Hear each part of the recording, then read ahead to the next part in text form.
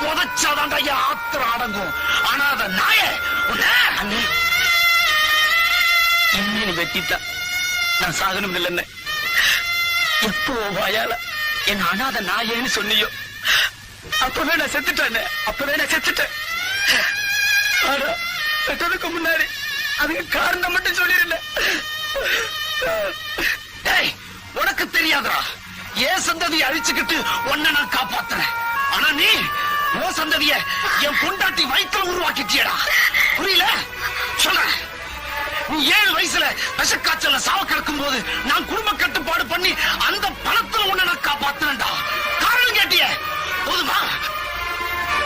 அண்ணே இந்த அநாத பயலுக்காக உன் சந்ததியவே அழிச்சுக்கிட்டேன்னு சொன்ன.